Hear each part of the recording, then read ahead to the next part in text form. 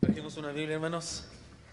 Les pido que la tomemos con la mano derecha, si es posible, la ponemos en alto y decimos: la palabra de Dios contenida en este libro es la verdad que acepto creer, es la enseñanza que me comprometo a seguir y es la esperanza que me atrevo a confesar.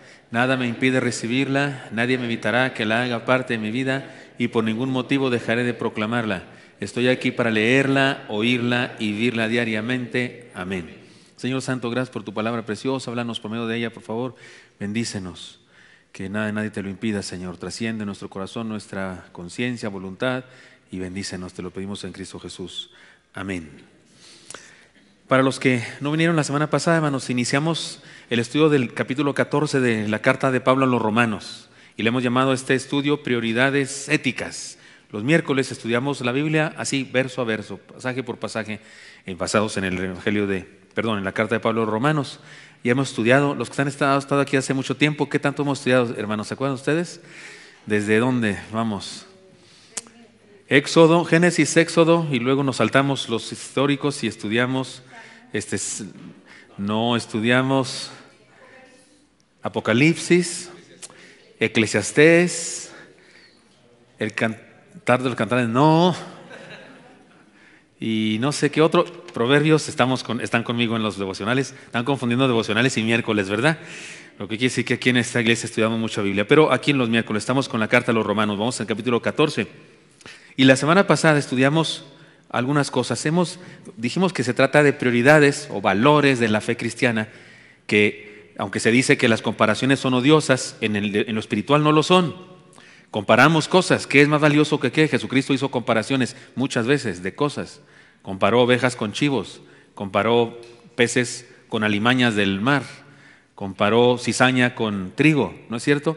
Y entonces en esta carta de Pablo hemos comparado cosas para encontrar qué es lo más importante. Y hemos dicho ya varias enseñanzas, voy a decirlas solamente como resumen e introducción de las nuevas enseñanzas. El ser humano es más importante que la tradición, dijimos, ¿recuerdan eso? Luego, además, con respecto a eso dijimos, pongamos a nuestros semejantes como nuestra prioridad. La iglesia tiene como prioridad, no la tradición, tiene como prioridad las personas, la gente. Luego dijimos, el dueño es más importante que el esclavo. Dejemos a todo juicio a Dios. Si usted y yo juzgamos a una persona, esa persona es esclavo de alguien, tiene un amo. ¿Quién es su amo? Dios. Entonces, ojo, cuidado, no te metas con Dios porque Dios es el dueño de esa persona. Y luego en tercer lugar dijimos, y ahí nos quedamos, la actitud es más importante que la exactitud. Una vez más dijimos, no es nuestro papel juzgar las acciones de un hermano. Su motivación, que es lo importante, será juzgada por Dios. Porque resulta que usted y yo ni siquiera podemos juzgar la motivación. ¿Cómo sabemos? Es que tú lo haces porque no sé qué. ¿Cómo sé eso? ¿Cómo sé eso? ¿Sabe cuándo uno de nosotros juzga la motivación de otra persona? Mal. ¿Sabe cuándo decimos, no, lo estás haciendo por presumir? ¿Sabe cuándo juzgamos eso? Cuando yo hago las cosas por presumir. Si no, ¿cómo sé que esa persona tiene esa tentación? Porque yo la he tenido o he caído en ella. Por eso tengamos cuidado. Dijimos, la actitud es más importante que la exactitud.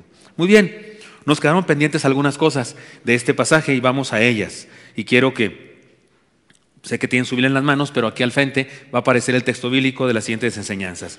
La cuarta enseñanza de este pasaje, el propósito es más importante que la vida misma.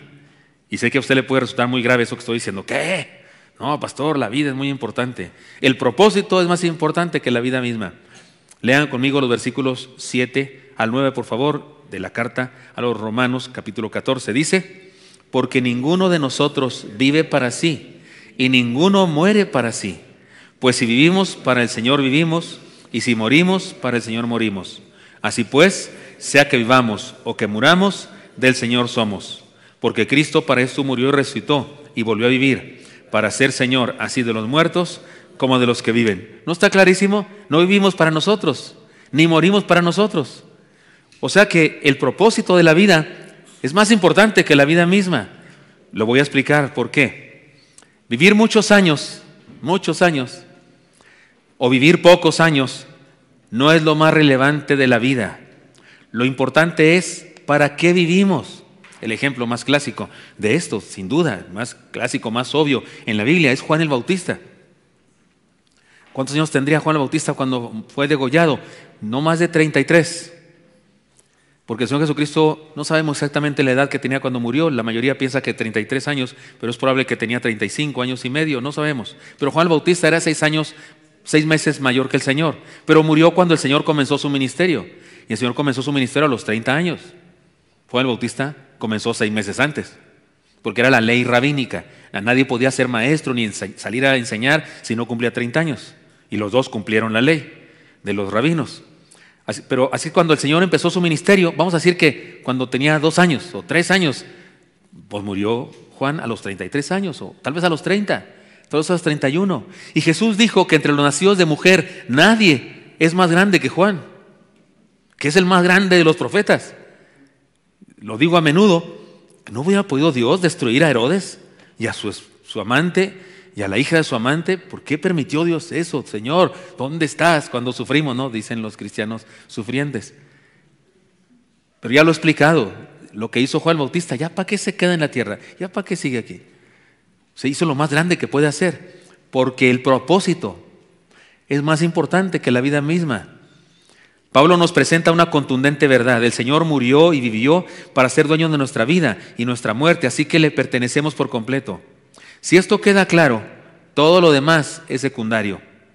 Así que usar o no usar pantalones, las mujeres, levantar las manos o no levantar las manos en la alabanza, comer o no comer tal cosa, comer moronga, morcilla, sangre, relleno, como se llame, o no comer, guardar o no tal día celebrar o no la Navidad. Hay gente que ni los cumpleaños quiere celebrar. ¿Sabía eso? Hay gente que considera que es pecaminoso celebrar los cumpleaños, porque es mundano, eso es la vida. Y algunos solo celebran el día que nacieron espiritualmente. Y yo digo, hermano, ¿cuántos aquí sí nacieron? Levanten la mano todos los que sí nacieron.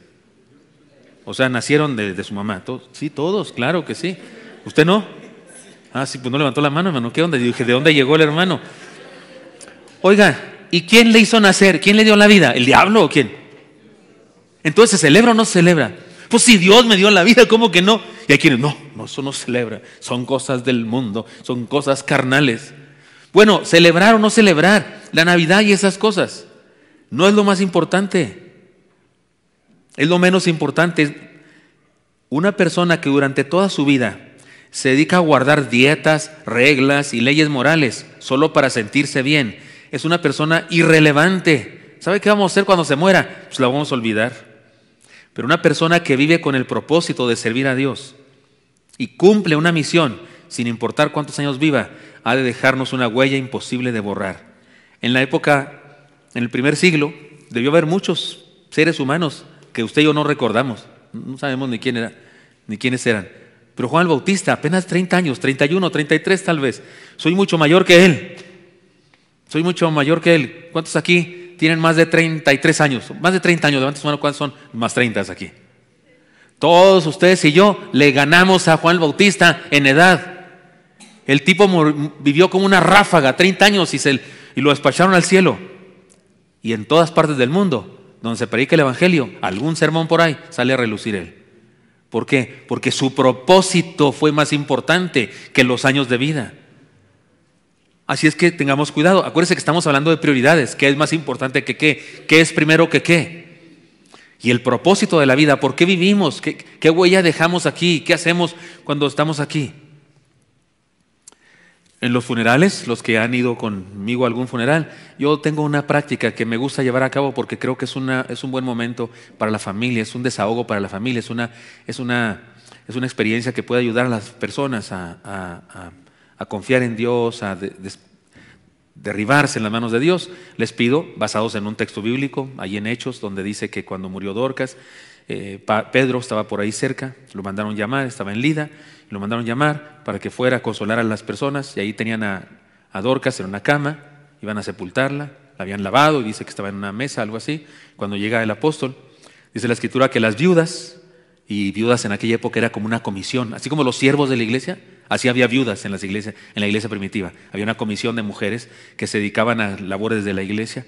Y estaban las viudas y dice que mostraban las túnicas, las telas que Dorcas hacía. Y yo digo que basados en eso, se vale cuando alguien se nos adelanta a la presencia del Señor, recordar las cosas que hacía, recordar las cosas buenas que hacía. Hay ocasiones que voy a un funeral y al hermano que falleció no lo conocí mucho. Lo veía aquí en la iglesia sentado, pero yo no sabía mucho de él. No, hay tanta gente aquí en la iglesia que no a todos los conozco así muy íntimamente. Y hay ocasiones que no conozco, pero ahí los conozco. Porque hago esa dinámica y se levanta alguien, sí, yo soy nieta, no, mi abuelito era bien lindo, cocinaba muy bien, yo ni en cuenta que cocinaba, me hubieran avisado antes para ir a gorrearle algo, para disfrutar de él. Pero alguien cuenta, no, que cocinaba muy bien y que a todos nos quería mucho y nos daba domingo a todos y nos llevaba no sé dónde. Y ahí está el nieto o la nieta compartiendo, es bien lindo. Es más, cuando murió mi hermano mayor, les confieso, hicimos esa experiencia y lo que decían las personas, me sorprendió. Admiré a mi hermano más, hasta dije, ¿por qué no me junté más con él? Porque debo decirles que no teníamos una relación muy intensa. Durante algún tiempo, porque no era cristiano él y yo sí, y no teníamos diferencias. Un día casi nos damos de golpes. Un día, si no interviene mi madre, nos hubiéramos pegado, porque yo me enojé mucho por algo que él le dijo a mi mamá y no sé qué. Él era soltero, vivía con mi madre toda la vida, fue soltero siempre. Cuando murió estaba soltero.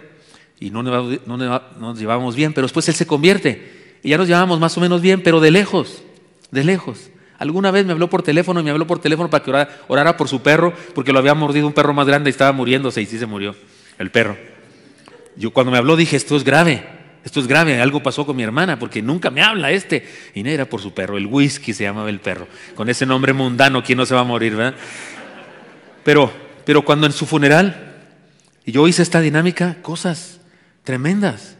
Era, ¿cómo se dice? Era un tipo muy agudo en sus chistes. Llega una estudiante, la estudiante estaba ahí llorando a mares y dijo, sí, el profe Álvaro, maestro, es porque era maestro en el TEC de Monterrey, era el director de la carrera de posgrados de Derecho, porque eso había estudiado. Pero él, dice la alumna, que un día fue con mi hermano y que le dijo, licenciado, ¿usted cree? Me pusieron un 6.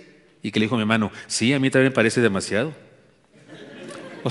O sea, él pensaba que le iban a reprobar. Así era, agudo, no sé, era muy curioso. Mi hermana le decía, ¿qué tal está el guiso? Que se dedica a otra cosa porque para chef no sirve. Así era muy claridoso, pero sabíamos que mi hermana siempre salía al quite y decía lo que Álvaro quiso decir, porque sabíamos que era así como gruñón o algo así. Pero dijeron cosas hermosas. Unas señoras decían cosas, una de ellas me hizo llorar porque pasó al frente y dijo, pues mis hijos sí tienen un padre biológico, pero su padre moral fue don Álvaro. Mi hermano era director de un club, de un grupo de Boy Scouts, era Boy Scout toda su vida, y dijo, esta mamá de ahí del barrio, dijo, ellos no tienen a su papá con él, no tienen buen ejemplo de su papá, pero el licenciado, dice, era como su papá. Y ahí estaban los chamacos, unos adolescentes, llore y llore. Yo dije, ¿ese era mi hermano?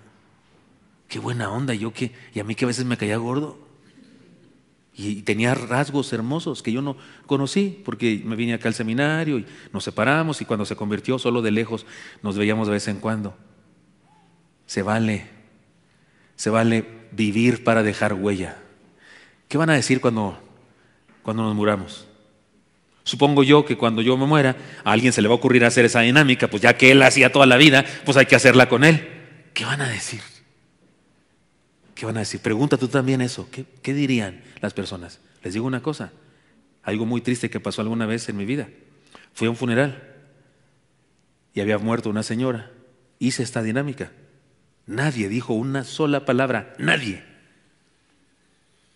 Yo poquito insistí, expliqué otra vez la dinámica y volteaba a ver a los hijos, a los nietos. Nadie dijo una sola palabra, ni una sola, ni bueno ni malo, nadie dijo nada. Después, por ahí escuché a una persona que conocía a la familia y que dijo así como no queriendo, dijo, tal vez no tenía nada bueno que decir. Qué terrible sería eso, ¿no? Porque digo, cuando uno se muere, hasta casi lo hacen santo, como quiera le escarban y encuentran algo bueno, ¿no? Pero cuando ni siquiera sucede eso, está grave.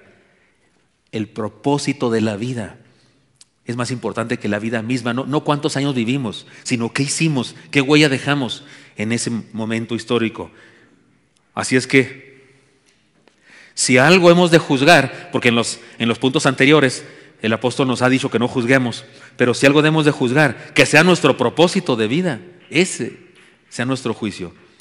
En segundo lugar, para hoy, viene siendo el... Gracias. Le gustó este punto a alguien por ahí, yo creo, no sé. Este es el segundo para hoy, pero viene siendo el quinto para todo el estudio. Adorar es más importante que criticar. Lean conmigo versículos 10 al 13, por favor. Pero tú, ¿por qué juzgas a tu hermano? O tú también, ¿por qué menosprecias a tu hermano? Porque todos compareceremos ante el tribunal de Cristo. Porque escrito está, vivo yo, dice el Señor, que ante mí se doblará toda rodilla y toda lengua confesará a Dios. De manera que cada uno de nosotros dará a Dios cuenta de sí. Así que ya no nos juzguemos más los unos a los otros, sino más bien decidid no poner tropiezo u ocasión de caer al hermano. Con una cita, porque es una cita del Antiguo Testamento, de Isaías 45:23, Pablo nos confronta con una importante idea. Juzgar es ignorar la autoridad de Dios y olvidar que seremos juzgados por Él. ¿Se acuerdan quién decía? Mírelo, mírelo, mira. ¿Se acuerdan quién decía eso? Ñoño. Sí está en el Chavo, pero lo decía Ñoño, con el maestro. O sea, alguna vez fui pastor de una iglesia, donde todavía soy, y cuando llegué, hubo una persona que me hizo una lista, literal, lo que voy a decir es literal, me hizo una lista de los buenos y los malos. Si ustedes ya estaban aquí y quiere preguntarme si era de los buenos o los malos, se lo digo. De verdad, hermano, una persona, una familia. Me llevaron un cuaderno con nombres y teléfonos, pero estaban separados en 2 páginas. Estos son los buenos y de verdad. ¿Quién tiene derecho a hacer eso? ¿Quién tiene derecho a evaluar eso? Estos son los buenos, estos son los malos. Cuando juzgamos demasiado a una persona, estoy despreciando el juicio de Dios. Estoy ofendiendo a Dios porque Él es juez. Soy un niño como Ñoño diciéndole al maestro, mírelo, pues si es el maestro, ya lo vio. ¿Cómo que es que no lo ha visto? A veces usted y yo sí oramos así, ay Señor, ¿qué no estás viendo lo que me hace ese barbaján? Y Dios, si apareciera los días, sí lo estoy viendo. Sí lo estoy viendo. Y voy a hacer algo al respecto, pero tú no tienes por qué estar juzgando eso. Déjamelo a mí, yo me encargo. Insisto, la adoración es el sometimiento de nuestra voluntad a la soberanía divina. Así que someternos a Él es dejar el juicio a Él. Que Él se encargue del prójimo, que según yo debe ser juzgado. Que Dios se encargue. Eso es adoración. Es dejar que Él haga lo que tiene que hacer. Somos sus hijos. Y tal vez esa persona que me cae gorda, tal vez también es su hijo. ¿Qué le vamos a hacer? Dejémosle el juicio a Dios. Por eso digo que adorar es más importante que juzgar. Porque cuando no juzgamos y le dejo el juicio a Dios, ¿qué cree? Lo estoy adorando. Estoy dejando que Él se encargue de las cosas. Porque reconozco su autoridad. Y cuando quiero yo ser el que ejerce la autoridad, entonces estoy negando la autoridad de Dios.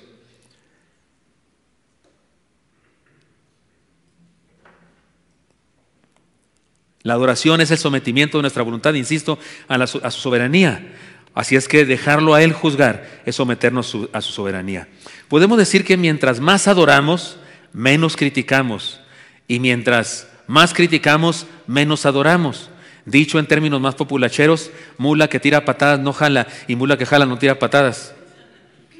¿Captaron?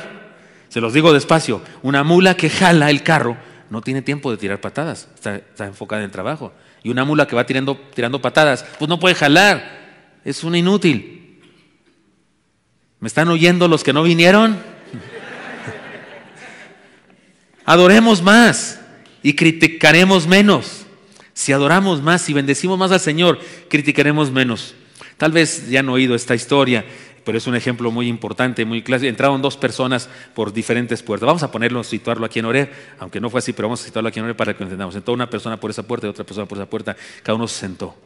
Cuando acabó el culto, alguien le preguntó al que entró por esa puerta, ¿qué le pareció? Y dijo, pues la música estaba desafinada. La cantante no hacía cara bonita, no me inspiraba. El pastor habla con muchas faltas de ortografía.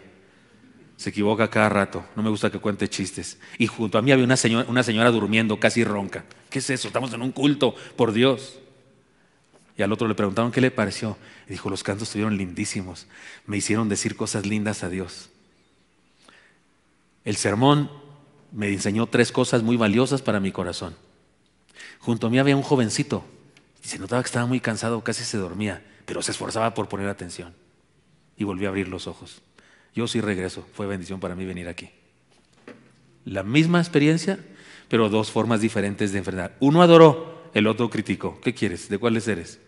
Mientras más adoras, menos criticas. Y mientras más criticas, menos adoras. De eso habla Pablo aquí, pues. Adorar es más importante que criticar. Una más, un valor más, una prioridad más.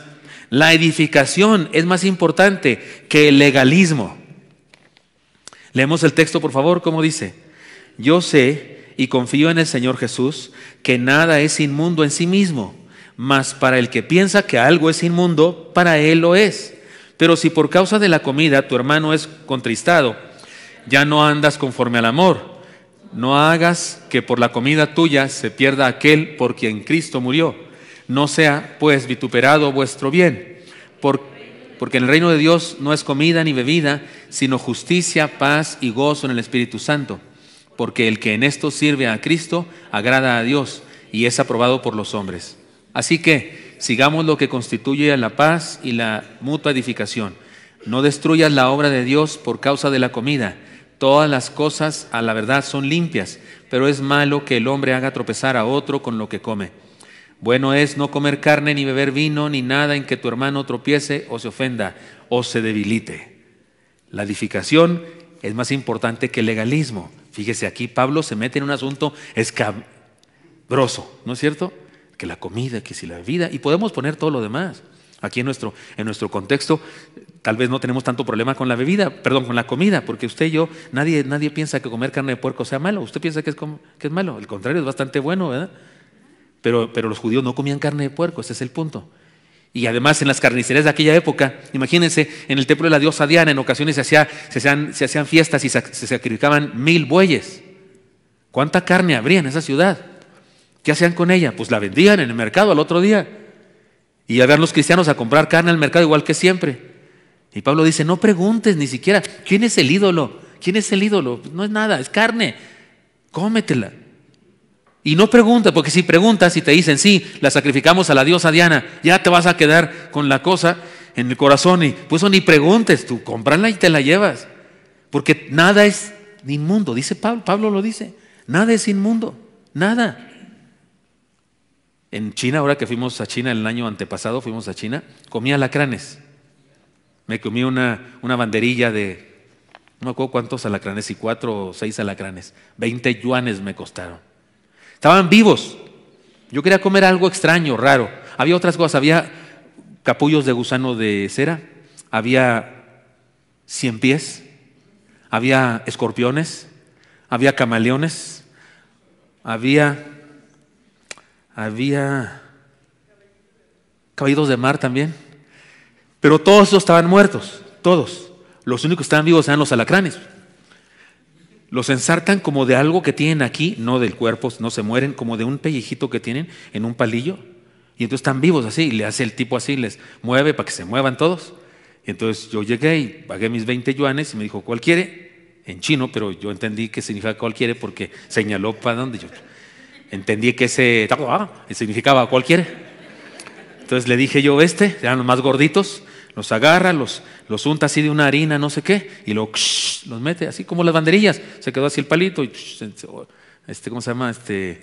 Así el aceite hirviendo, y luego ya lo saca y le pone una salecita. Todavía no era yo celíaco, así que no me preocupé, que mi esposa dice que me enfermé por eso, pero no es cierto. Otros dicen también que me enfermé por eso, pero no es cierto. Ya me los dio, por ahí están fotos, las pusimos en el Facebook, y me comí los alacranes porque yo quería comer algo raro, exótico, lo más raro que... También en un restaurante me comí un caldito con un gusano de mar, así, ese sí estaba gacho, sabía feo. Pero ya lo había pagado y era la sopa más cara de todo el lugar. Todas las demás sopas estaban más baratas y esa era la más cara, y ni modo no comerme el gusano, ahora me lo como. Como dijo Tumba, estaba viscoso pero no sabroso. Pero el alacrán me supo a chapulín, me supo a chapulín, así, me supo a insecto, pues. Pues todo nada es inmundo en este mundo. Yo he comido jumiles, ¿han comido jumiles? Esos que se comen vivos. He comido zorrillo, víbora de cascabel. En mi tierra se come la víbora de cascabel como si nada. En mi casa siempre había una colgada ahí. Pasaba uno y le daba una mordida porque estaba seca. De verdad, estaba seca, o se hacía polvito en un molino y en el salero. Comí sesos de mono, araña, cocinados en el cráneo. Y cocinados no con lumbre, sino nada más con limón, especies y aceite. Y el mono estaba por debajo puestos. Lo pusieron en la mesa, tenía un hoyo así. Y de pilón yo era el presidente de la convención. Y el hermano dijo, pastor, por favor. Dije, alguien que coma primero que yo, por Dios. Pero en el seminario me enseñaron, cuando vaya a la obra misionera, lo que le den, trágueselo. Me lo dijeron más bonito, pero yo entendí eso. Porque usted no va a ofender a la gente. Y lo traían colgando así el mono, ya muerto, y luego le cortaron así el cráneo y lo metieron por debajo, se veían uno de los pelitos, y luego ahí lo hicieron el menjurje con limón y todo, y me dieron una tortilla, esas infladitas, y me come. Y yo dije, no, hermano, usted adelante. No, usted es primero, usted es el presidente. Agarré tímidamente así una untadita que casi ni agarraba la tablita por una cuchara de tabla. Me dijo el hermano, el dueño del restaurante, porque el dueño, no, pastor, y que agarra la cuchara y me zampa medio lóbulo occipital izquierdo. Ni siquiera sé si se llama así. Ahí donde venían los pensamientos. Me lo puso. Y luego me salsa, ¿quieres? Sí, échele mucha, papá. Sí. Pero eso no fue lo peor. Lo peor fue que ya que nos lo acabamos, dijo, bueno, se lo llevó y dijo, ya va a estar el caldo. Y entonces vino y me dijo, ¿qué pieza quiere? Porque nos lo comimos entero. Y yo dije, pues nunca he comido eso. No sé, le pregunté a alguien y el de al lado era pariente y dijo, la pierna, tiene mucha carne. Ah, pierna. Pues me trajo un caldo y estaba un hueso ahí con carne. Si no me dicen de qué es, ni sé, ¿verdad? Entonces no me sintió. Pero el de al lado pidió mano. Se estaba comiendo la mano de un niño, según yo, así. Ahora usted dice, guácala, no sé qué. ¿Sabe qué son los camarones del mar para, si fueran de tierra, cucarachas? Los camarones son las cucarachas del mar. Se comen los restos de todo. ¿Qué? Pero usted no, hombre, usted feliz, una copota así de cucarachas marinas, así bien. Hasta se siente la gran cosa. Usted ahí en Acapulco o en no sé dónde se siente la gran cosa comiéndose. ¿Cierto o no es cierto? Y si los ve enteros, hasta feos, más que una cucaracha. Tienen antenas también, igual que en las cucarachas. Y se lo come, está en la mente. Dice Pablo, todo es, Dios lo hizo, ¿qué te pasa? Todo está limpio porque Dios lo hizo. A Pedro le dijo el Señor en aquella visión, mata y come. El punto que el que todo este rollo que le estoy contando es que Pablo nos quiere decir es que la edificación es más importante que el legalismo. Hazlo para edificación o deja de hacerlo para edificación. O hazlo o no lo hagas para evitar que alguien tropiece. En las diversas interpretaciones que se hacen sobre los preceptos éticos de la Biblia, existen claves que algunos ignoran. Podemos saber el bien y el mal si respondemos una simple pregunta. ¿Hacer eso edifica a la iglesia? En ese momento, comerme yo eso, edificó a la iglesia. El hermano se sintió que me estaba halagando. Yo, el predicador del culto especial y no sé qué, se sintió muy lindo que yo no le hice mala cara. Si hubiera salido yo no como sesos de monos. Soy muy cristiano, soy muy pastor. ¿Qué logro? ¿Qué hago en el corazón de mi hermano? ¿Lo ofendo? ¿Sí o no es cierto? ¿Lo apachurro? Ahora ya tengo disculpas, ahora que soy celíaco, ya tengo cómo defenderme. Cuando algo no se me antoja o lo que sea, puedo argumentar que soy celíaco y que le echaron oro suiza y no sé qué. Pero el punto es la edificación. Hay personas que se sienten muy espirituales porque se dedican a condenar a otros por sus acciones o estilos de vida. Confunden la exhortación con el regaño y la crítica y consideran un deber vigilar a los demás. Se creen espías del reino de los cielos en la tierra. Se creen judiciales del reino y andan espiando. Pablo habla de eso, habla de los espías que espían nuestra libertad. Podemos evaluar sus acciones con una pregunta sencilla. ¿Han sido edificación? Los que son así, legalistoides y que todo critican, ¿edifican? ¿Son de edificación? Porque si son tropiezo, entonces no sirve para nada su precepto ético. ¿Han obtenido como resultado vidas transformadas? ¿Transforman vidas con su legalismo? Es triste, pero muchas de las acciones más religiosas y aparentemente más piadosas se realizan en las congregaciones y resultan piedra de tropiezo para otros. ¿Qué puede haber más? Ya lo vimos la semana pasada, pero déjeme decir otra vez. ¿Qué puede haber más religioso, más piadoso que dar ofrendas, orar y ayunar? ¿Qué puede haber más típicamente espiritual que eso? Y Jesús condenó a los fariseos por lo que daban, los condenó por la forma que oraban y los condenó por sus ayunos. ¿Sí o no es cierto? Y son acciones popularmente espirituales. Y Jesús dijo que esas personas, por sus propósitos, se condenaban a sí mismos en sus acciones. Ahora bien, independientemente de los conceptos éticos de algunas personas o grupos de personas, el cristiano debe buscar siempre la edificación de todos. Así que, en ocasiones, independientemente del valor ético que concedamos a alguna cosa, conviene practicar la abstinencia sabia para no ser tropiezo y para ser edificación. No sé si todavía es así, hermana Patti, hermana Monse, pero cuando yo fui a Chiapas de pastor, era pecado ir al cine. ¿Todavía? Recuerdo al hermano Joel Paraná dando testimonio en un culto, casi llora, en un campamento de jóvenes, y nos contó cómo él y su esposa en la puerta del cine rompieron sus boletos y no cayeron en la tentación de entrar al cine. Yo pensé en Chihuahua, en el culto se puede parar un joven y decir: jóvenes, nos vemos en la entrada del cine fulano de tal, ahí nos vemos a las 3. Y acá era pecado, sí era, ¿verdad? Sí, se condenaba a las personas, me refiero, era mal visto. ¿Cuántas veces creen que fui yo en Chiapas al cine? ¿Cuántas veces creen que fui? Ni una. ¿Por qué? Porque eso era tropiezo para las personas. Pero teníamos videocasetera y ahí las veíamos. Igual que todos los demás cristianos chiapanecos, igual, todos tenían videocasetera y también veían, y algunos veían algunas que no estaban muy bien verlas. Lo sé porque alguna vez le visité y ahí estaban.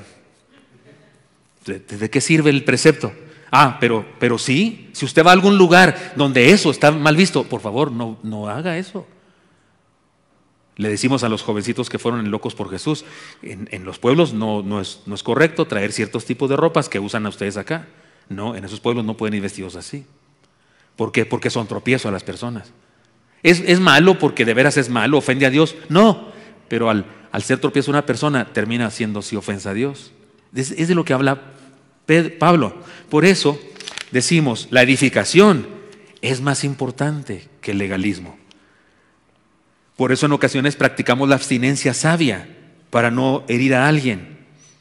Y no se trata de ser tolerantes con el pecado o libertinos, pero sí de ser maestros, discipuladores para edificación de otras vidas. Entonces, mire cuántas enseñanzas llevamos de este día. El propósito es más importante que la vida misma. Adorar es más importante que criticar. Y la edificación es más importante que el legalismo. ¿Ahí vamos? Sí. Y la última, la convicción es más importante que la religión. Lean conmigo, verán si no dice eso. Los versículos 22 y 23. ¿Tienes tu fe? ¿Sí lo tienen en la pantalla? ¿Me ayudan? ¿Me ayudan? ¿No está el texto en la pantalla? Ese es. Perdón. Lean conmigo. ¿Tienes tu fe? Tenla contigo delante de Dios. Bienaventurado el que no se condena a sí mismo en lo que aprueba, pero el que duda sobre lo que come es condenado, porque no lo hace con fe. Y todo lo que que no proviene de fe es pecado. Lo peor de todo sería tener una convicción y vivir en contra de ella. Eso sería lo peor de todo. Si alguien piensa que ir al cine es pecado y va al cine a escondidas, pues está peor que cualquiera. Porque yo no creo que sea pecado. ¿Usted piensa que es pecado? Entonces cuando va al cine se siente bien mal. ¡Ay, miserable de mí! Vine al cine otra vez. Bueno, el otro día yo fui a una película y sí me sentí así porque no me gustó la película, pero eso es otra cosa. Porque en la película no daba para más. Pero pensar que algo es malo y todavía hacerlo, eso está grave. La ética cristiana es Cristo viviendo en nosotros. ¿Se saben de memoria Gálatas 2:20? ¿Cómo dice? Con Cristo estoy juntamente crucificado y ya no vivo yo, mas vive Cristo en mí. y lo que ahora vivo en la carne, lo vivo en la fe del Hijo de Dios, el cual me amó y se entregó a sí mismo por mí. Él vive a través de mí. Eso es la ética. No es la ética del caballo de picador de toros. ¿Ha ido a los toros? ¿Lo ha visto en la tele? ¿Sabe cómo son los caballos de picador? Tienen los ojos vendados. Literalmente, tienen los ojos vendados. Los controla el jinete, aprenden a eso. Porque tal vez se espantarían al ver al toro, yo también me espantaría. Entonces lo lleva el otro, así es el cristiano, no veo, no quiero ver, no quiero ver. No, el cristiano camina en la vida y se entera de todo lo que hay en la vida, pero Cristo vive en él. Y no es que tenga una lista de nos, a ver, voy a ver si eso no está en los nos, o a ver si está en los síes. Se dice no es en realidad, o síes. No, el cristiano no vive Cristo en él. O el Espíritu Santo lo guía. ¿No dice así Filipenses?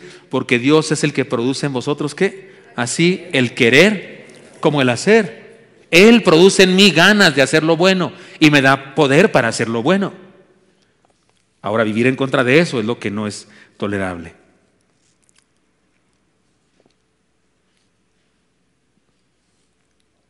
Repito esa idea. Lo peor de todo sería tener una convicción de vivir en contra de la ética. La ética cristiana es Cristo viviendo en nosotros y nosotros dejándonos transformar por su amor.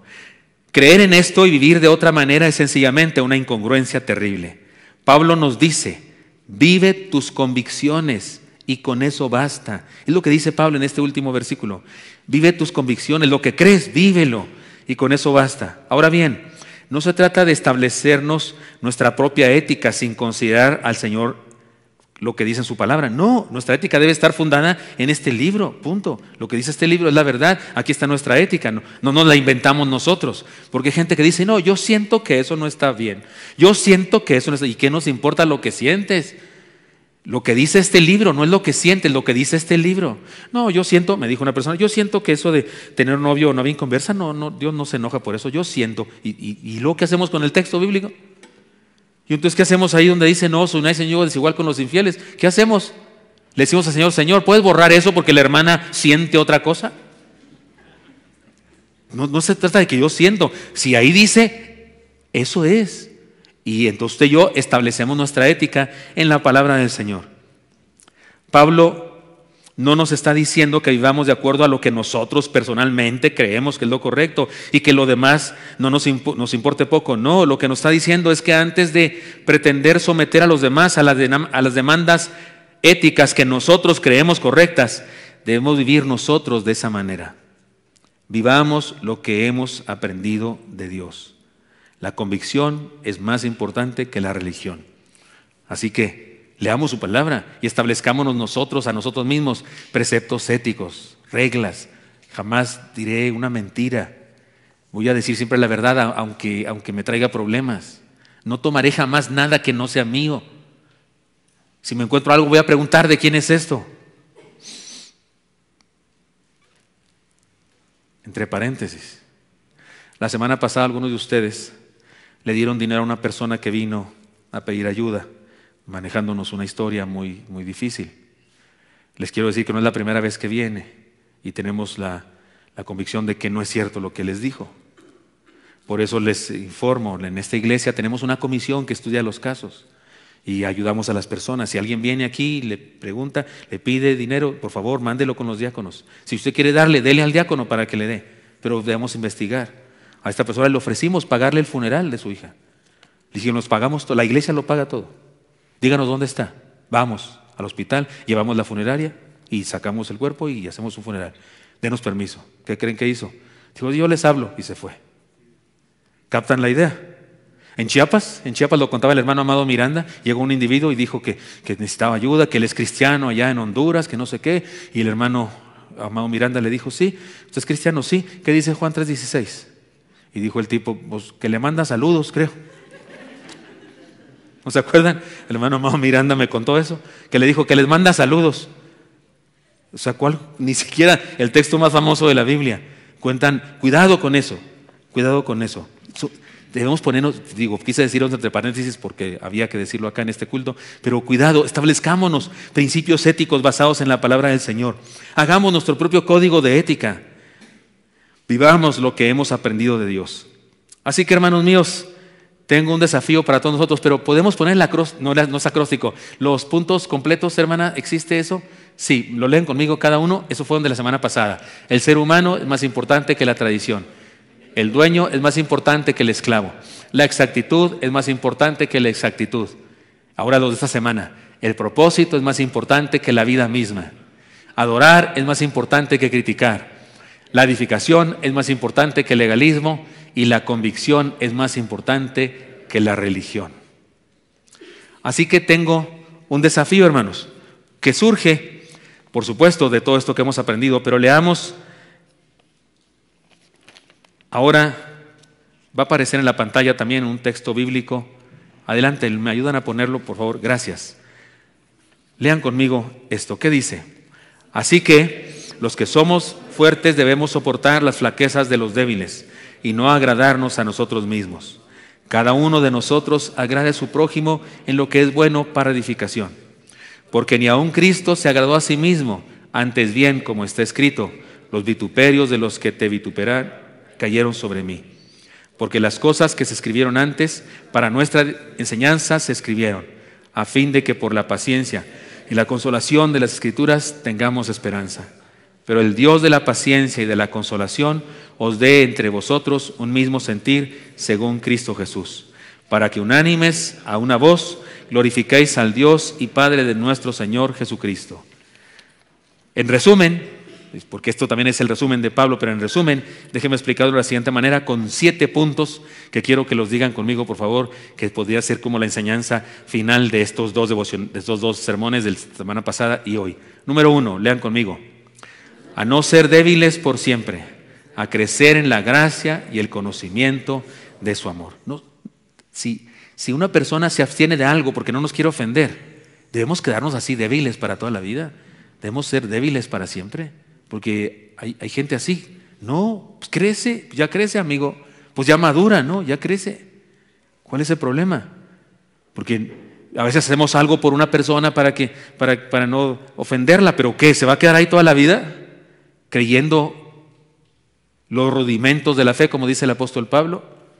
Por ejemplo, los que piensan que no guardar el sábado, si yo voy, no sé, a una iglesia sabatista o adventista del séptimo día, pues yo me adapto y el sábado me la paso ahí suave con ellos en su culto. Pero si uno de ellos me pregunta otro día, oiga, ¿y usted? No creo así. El sábado es hoy, todos los días es sábado, todos los días es el sabat de Dios, todos los días descanso en el Señor. Porque dejarle así en su creencia, pues es no ayudarle a crecer. Entonces, si nosotros somos ese débil, crece ya, hermano. Número 2, ¿a qué nos exhorta, nos desafía todo el pasaje? Número 2, lean conmigo. A vivir la regla de oro, haciendo a otros lo que queremos que nos hagan. Todos nos sabemos la regla de oro de Mateo 7:14. Así que todas las cosas que queráis que los hombres hagan con vosotros, así también haced vosotros con ellos, porque esto es la ley y los profetas. Resume toda la Biblia, dice Pablo. Esto es la ley y los profetas. Todo el Antiguo Testamento está aquí en esta máxima preciosa. Haz a otro lo que quieres que te haga. No es la máxima, no es la regla de cobre. La regla de cobre dice, no hagas a otro lo que no quieres que te hagan. Eso cualquiera lo hace. Los muertos cumplen esa regla. ¿O algún muerto te ha hecho daño alguna vez? La regla de cobre la cumplen hasta las piedras. ¿Alguna piedra te ha quitado algo alguna vez? Si te la aventaron en la cabeza, no fue la piedra, fue la mano que te la aventó. Pero para cumplir la regla de oro, haz a otro lo que quieres que hagan. Tienes que estar muy vivo, no ser una piedra ni un muerto. Y nos exhorta a eso este pasaje. Número 3, desafío número 3, ¿qué? A imitar a Cristo. Él no vino a criticar al pecado, sino a resolver el problema. ¿No le parece fantástico esto? No vino a criticarnos por pecadores, vino a resolvernos el problema. Tenía razones y nos hace pedazos y se pone a criticarnos por nuestro pecado. No, hombre, pues si tenemos materia prima para donde se agarre cualquiera, ¿sí o no es cierto? O aquí algunos se cree muy santo y no, a mí no me había dicho nada. Es el peor de todos, porque además de pecador, todavía ignorante, ¿verdad?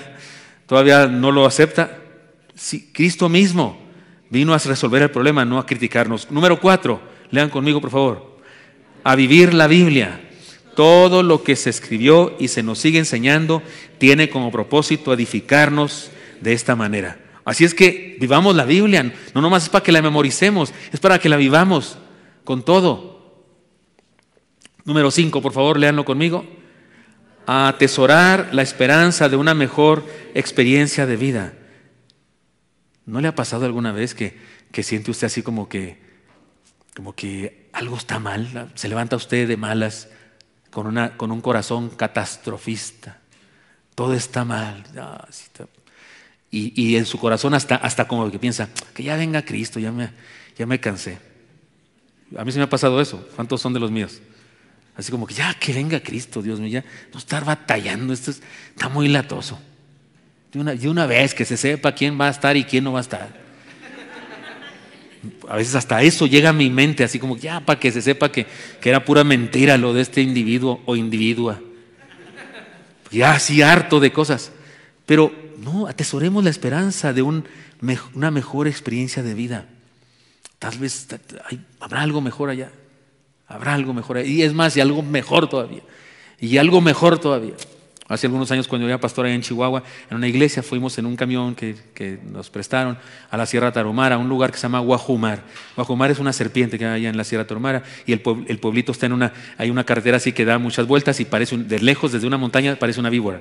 Y el camino de esa aldea, donde las casas están separadas 2 kilómetros una de otra y demás, es un pueblito muy lindo. En invierno está 15 bajo cero y cae nieve durante varios meses.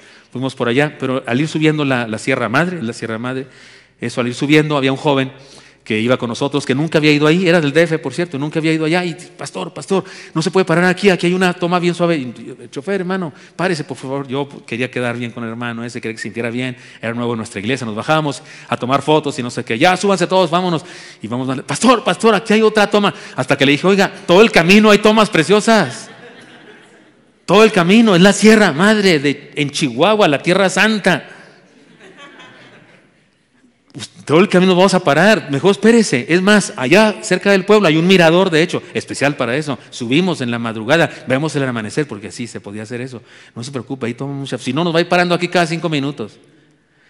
¿No es mejor esa actitud en la vida? ¿No es mejor eso? Aquí hay otra situación bien linda. Y en lugar de decir, todo está bien feo.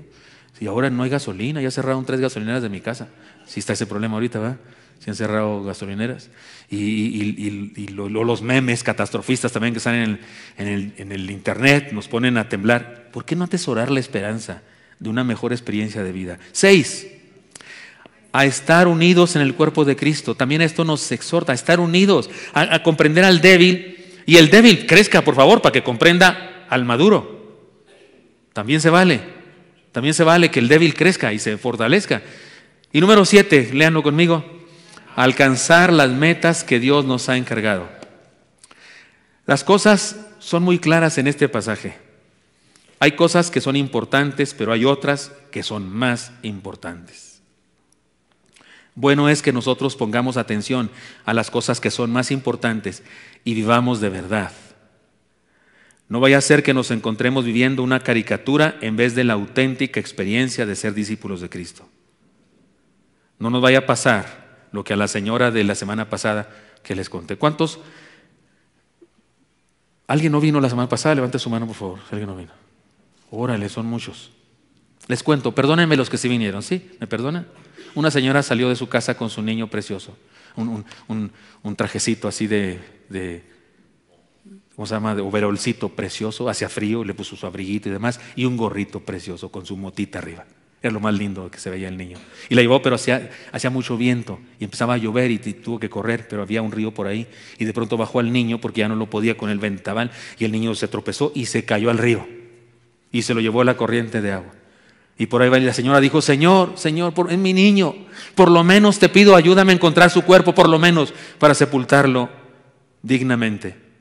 Pero el niño se atoró allá en unas ramas que estaban, y un fortachón andaba por ahí, y aunque estaba bien fría el agua, se tiró, salvó al niño, lo trajo a la señora y se lo dio: señora, aquí está su niño vivo. Y la señora dijo: ¿y el gorrito? Primero pedía que aunque sea el cuerpo encontrara, y ahora dice: ¿y el gorrito? No vayamos a ser hallados como esa señora. Tuve que contarlo otra vez porque lo digo aquí. Lo digo aquí, no nos vaya a pasar lo que a la señora aquella que dijo: ¿y el gorrito rojo que traía puesto mi niño, dónde está? Hay cosas que nos gustan en la vida cristiana, pero hay otras que son lo que importa. Repito, Hay cosas que nos gustan de la vida cristiana, pero hay otras que son las que importan, que son las que le importan de hecho a Dios. Son las que más le importan a Dios. No siempre son las que más nos importan a nosotros, y debemos tener cuidado con eso, porque debemos estar sintonizados con Dios. Algunas personas creen que a Dios le importa mucho la tradición bautista. Algunos creen que Dios está muy preocupado por la tradición bautista, por las reglas parlamentarias y por la democracia en los cultos de negocios. A Dios no le importa eso. Es más, yo ni siquiera encuentro en la Biblia razón para que hagamos eso. A Dios le importa que le sirvamos, que alcancemos al mundo para Cristo. Di una conferencia hace algunos años en una reunión de la Convención Nacional. Mi conferencia se llamaba Democracia versus Cuerpo de Cristo, o Democracia contra Cuerpo de Cristo. Y en esa conferencia yo enseño cómo la Biblia nos dice que muy a menudo en la Biblia, cuando se usó la democracia, fue para contradecir a Dios, para ir en contra de Dios. Y ese es el problema en algunas iglesias, que hacen un culto de negocios para contradecir la voluntad de Dios. Porque Dios le habla al pastor y le dice al pastor que haga una cosa determinada. Y llega el pastor con la iglesia, vamos a hacer esto. Y votan, pastor, yo propongo que hagamos otra cosa. Segundo, y que la torre son una familia que tiene muchos nexos, tiene muchos amigos, muchos cuates, y en contra de la voluntad de Dios. Muchos ejemplos en la Biblia. Frente al Mar Rojo, culto de negocios. Moisés quiere que crucen, hay culto de negocios.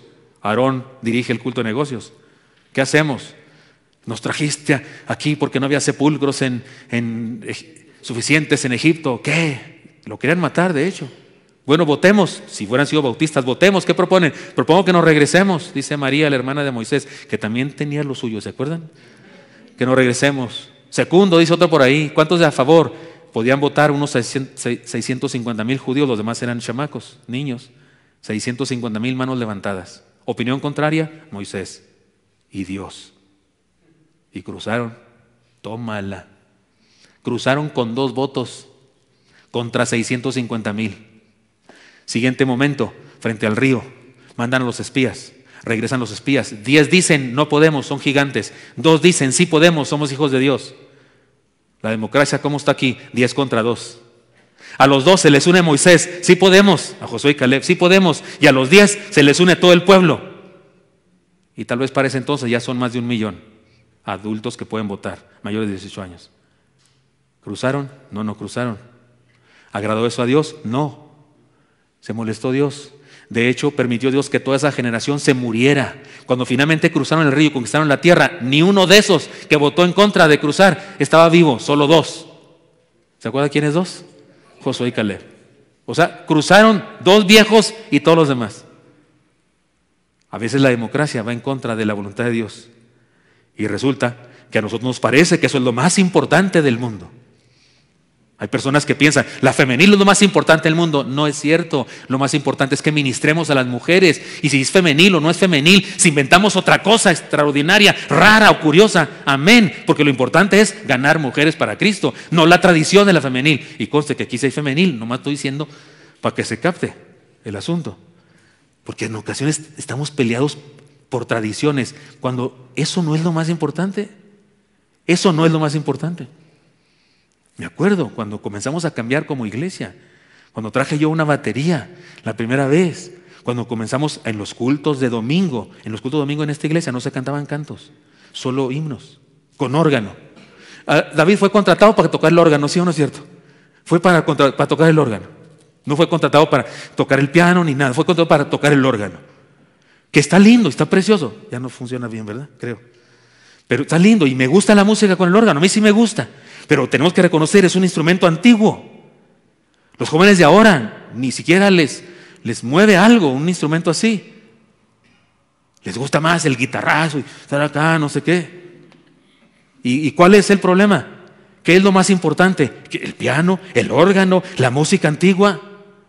¿O las almas que se salvan? Todavía recuerdo, les cuento esta historia. Estaba yo ahí porque antes el pastor se sentaba ahí arriba. Esas sillas estaban más adelante acá y se sentaba ahí el pastor y el que dirigía y esas cosas, y se sentaban. Yo después cambié eso porque a mí no me gusta estar ahí como changuito de circo al frente. Me gusta estar sentado acá, siendo ministrado también por los que nos dirigen en la alabanza. Pero en esa época era la tradición y yo seguía la tradición por obediencia a ese momento histórico que convenía así. Y recuerdo que la hermana Rebeca, una hermana, una soprano que cantaba en nuestra iglesia, estaba cantando uno de mis himnos favoritos: indigno soy de su gracia infinita. Me hace llorar ese himno. Y estaba yo ahí sentado. Y de pronto volteé hacia arriba, donde estaban mis hijos. Los jóvenes, la mayoría, se sentaban arriba para estar lejos de sus padres, lo más lejos posible. Si hubiera un tercer piso, se sentarían allá. Y estaban, y uno de los chamacos estaba así acostado en la banca, así. Ni volteaba a ver, así. Otro estaba pasándole un papelito, que intuyo que venía de acá, a una chica. Eso estaba pasando. Y yo dije, chamacos mugrosos, ¿qué les pasa? Bola de irresponsables, irrespetuosos. Este himno, el más hermoso himno de esta noche. Estos ni atención ponen. No, dije, ahorita que me pare a predicar les voy a tirar con todo. Pero estaba en eso, orando y renegando, cuando pensé, a lo mejor es que esa música no les está lento, es de un lento. ¿De cuántos años, de cuántos se habrá compuesto? ¿Del siglo qué? ¿Del Pleistoceno? ¿El Jurásico? Algo así. Dije yo, a lo mejor si cantan otro canto. Por cierto, no hice nada, no les tiré con todo. No, yo no lo hago regularmente. Me aguanté y oré al Señor, y cuando salí, ese que estaba así acostado, salimos allá afuera y fui a saludarlos yo, así con ganas de a ver qué les digo. Y ese que estaba acostado me dice, qué buen sermón, pastor, está padrísimo. Me lo aprendí. Mire, número 1, número 2, número 3. Hijo, esa fue cachetada con guarache, no con guante blanco, no con guarache. Sentí aquí el golpe. No estaba durmiéndose. Es su estilo. Así escucha él los sermones. Acostado, como Barbaján. Así es. No quiero decir más datos porque aquí anda en la iglesia todavía. Y me parece que es un gran joven cristiano. Pero mi primera impresión fue eso. ¿Qué es importante? ¿La tradición, el aspecto, el vestido o la vida transformada? Más importante, la vida transformada. De eso estoy hablando. Hay cosas que nos gustan en la vida cristiana, de la tradición bautista, pero hay otras que son lo que le importa a Dios. Si nos enfocamos en ellas, en las cosas que le importan a Dios, estaríamos de acuerdo con sus prioridades y caminaremos en la dirección correcta y cumpliremos nuestro propósito, alcanzando personas para Cristo, porque eso es lo que vale la pena. Y ya dijimos, ¿cuántas prioridades fueron? 7 en total. Sí, 7 prioridades, 7 cosas que se evalúan y que debemos entender que es lo más importante y valioso. Señor, te doy gracias porque me das permiso de compartir con mis hermanos esta palabra. Es tu Biblia, Señor, tu palabra, que nos enseña cosas prácticas, asuntos que podemos aplicar cotidianamente en nuestra vida. Permítenos, Señor, ser una iglesia alineada contigo en cuanto a lo que es más importante. Y que sí, cuidemos todo, Señor, tradición, el edificio, las reglas de urbanidad, pero que nos quede claro que lo más importante es algo más que eso. Hacer tu voluntad, honrarte a ti, adorarte a ti, las personas siendo impactadas, tocadas por tu evangelio. Por favor, Dios, úsanos como iglesia. Estamos cercanos a terminar un año eclesiástico. Que estas verdades, Señor, nos sirvan para nuestra planeación y nuestra actitud en este nuevo año que se aproxima, y que podamos alcanzar a muchas más personas con el evangelio tuyo, ese evangelio que impacta, que transforma y que abre la puerta para que las personas puedan experimentar la salvación. Bendícenos de esa manera. Bendice a mis hermanos y hermanas. Te lo pido en Cristo Jesús. Amén.